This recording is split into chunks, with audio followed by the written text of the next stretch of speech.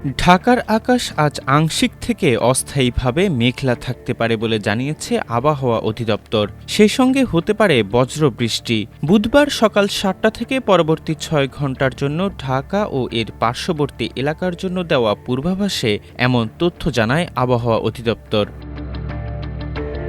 পূর্বাভাসে বলা হয়, আংশিক মেঘলা থেকে অস্থায়ীভাবে মেঘলা থাকতে পারে ঢাকা ও পার্শ্ববর্তী এলাকার আকাশ। সেই সঙ্গে হতে পারে বজ্রসহ বৃষ্টিপাত। এছাড়া দিনের তাপমাত্রা হালকা কমতে পারে বলেও জানা যায়। পূর্বাভাসে বলা হয়, বুধবার ঢাকা ও পার্শ্ববর্তী অঞ্চলে দক্ষিণ বা দক্ষিণ পূর্ব দিক থেকে ঘণ্টায় ১০ থেকে ১৫ কিলোমিটার বেগে বাতাস প্রবাহিত হতে পারে।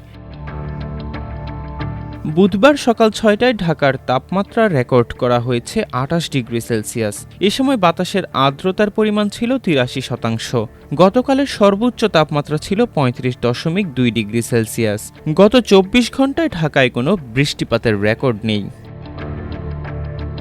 এদিকে সারা দেশের জন্য দেওয়া ১২০ ঘন্টার পূর্বাভাসে বলা হয়েছে, বুধবার রংপুর, ময়মনসিংহ ও সিলেট বিভাগের অনেক জায়গায় এবং রাজশাহী, ঢাকা, খুলনা, বরিশাল ও চট্টগ্রাম বিভাগের কিছু কিছু জায়গায় অস্থায়ীভাবে দমকা হাওয়াসহ হালকা থেকে মাঝারি ধরনের বৃষ্টি বা বজ্রবৃষ্টি হতে পারে। সেই সঙ্গে সারা দেশের কোথাও কোথাও মাঝারি থেকে ভারী বর্ষণ হতে পারে। সারা দেশে দিন ও রাতের তাপমাত্রা প্রায় অপরিবর্তিত থাকতে পারে।